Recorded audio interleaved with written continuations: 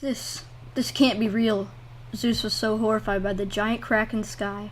He ran faster than he had ever ran before. He was leaving New Francis. He ran to the swamp, jumped over the fence by the ocean water, and ran into the woods. The unknown was waiting to greet him. Nobody saw him leave. He was like a ninja in the dark. He ran and ran. Even though he felt safe, he kept running. Now, he was in the middle of the forest.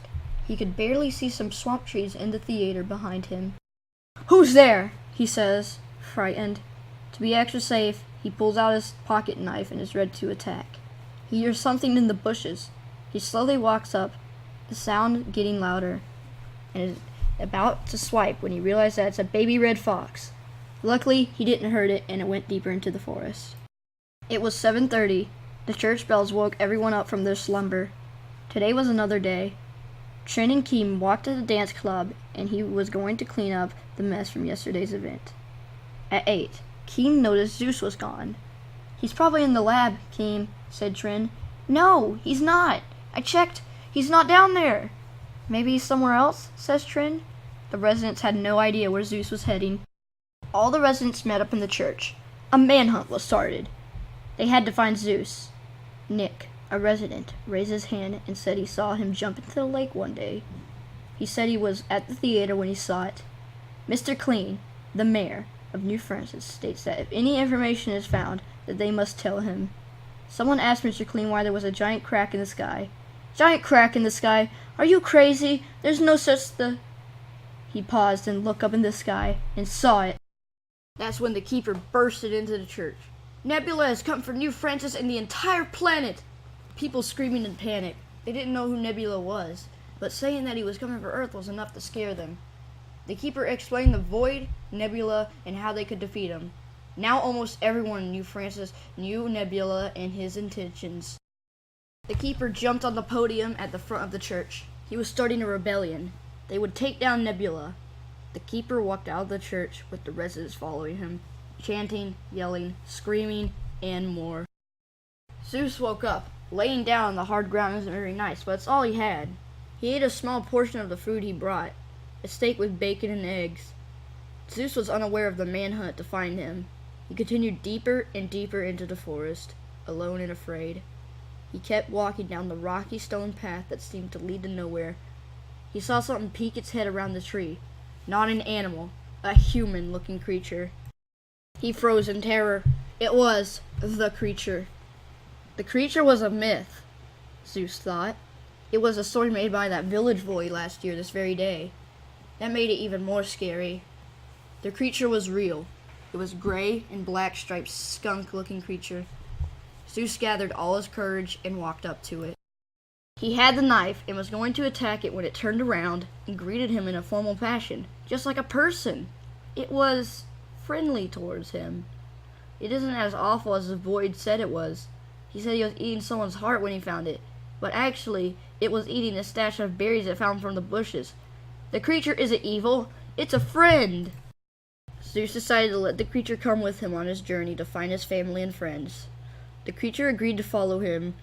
They were going to check a neighboring town, Welterfelt. Zeus realized something. How will the creature not be spotted in public? He'll be chased out of there. Zeus had to figure out how to disguise the creature. He made a pair of pants and a shirt out of leafy grass. Maybe this was work as a disguise. They kept working until they heard the sound of cars and buildings. They made it to Welterfelt. Zeus would walk down the roads to see if anyone recognized him or if he recognized anyone. 30 minutes and they still didn't find anybody. They kept looking though. He was determined. He would not give up. 50 more minutes went by with nobody found.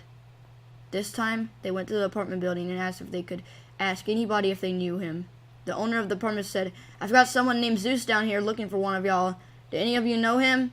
His voice played in all of the apartment rooms. Nobody came to the front desk, so they left. They kept going down the road. Nothing. All seemed hopeless. They decided to leave the town and head back into the forest.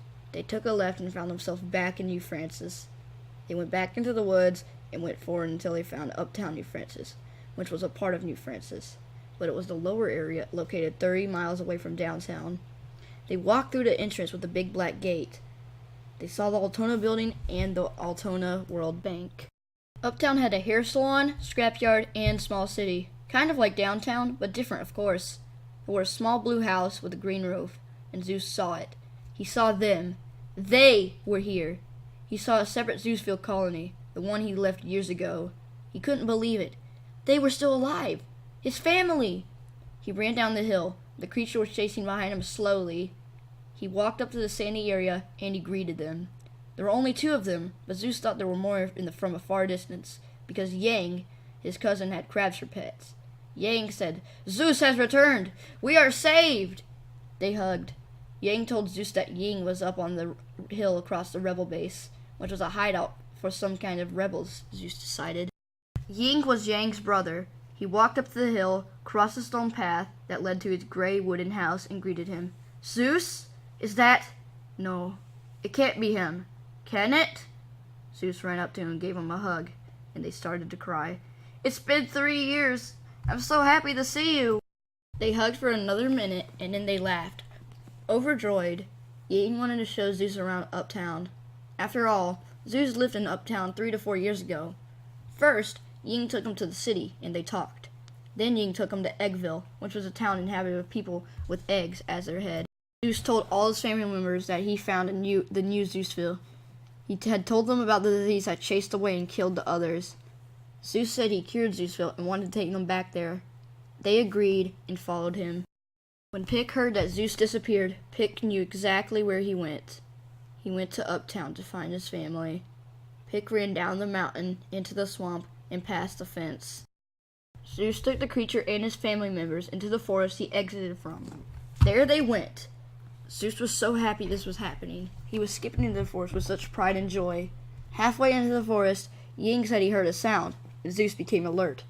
That's when Pick emerged from the bushes. "Zeus, are you okay?" That's when he saw the rest of the travelers. You found them. Oh my God." He hugged Zeus. Pick, Zeus, and the family kept walking until they emerged from the woods. Pick said to Zeus, "Tell Mr. Clean that I found you," and Zeus did just that. He ran down the road and found Mr. Clean in the church, about to set up flyers with a reward to find Zeus. "Oh, hi. Zeus, you're back? Who found you?" "Pick found me in the woods," Mr. Clean asked why he was in the woods, and that's when the family members stepped into the church. "Great Scott! You found your family!" "Zeus, did you see the crack in the sky?" asked Mr. Clean. "Yes, I saw it, and it doesn't look too good," said Zeus. Mr. Clean told him about the Keeper and Nebula. They were going to war with Nebula. "Count me in," said Zeus. Zeus was going to use his inventions and lab equipment to fight Nebula. He could use some elements to chemically react and work as a weapon. Nick would use his blasters as weapons, and Pick would use a camera to blind him and use a ball launcher. It sounds impossible to defeat him with such weapons, but keep in mind, everyone in New France was going to try and stop him. Master! I was spying on them. I saw them. They want to kill you," said one of Nebula's minions. Nebula laughed. "Ha ha ha. No way they could stop me. I'm the most powerful being in the universe. Plus, with my void, there is no way they can get here." Nebula didn't know about the X-universe and the portals that can take people to the void. Night falls. The purple and blue sky glimmered, and the moon rose higher and higher in the night sky. The attack on Nebula was being prepared.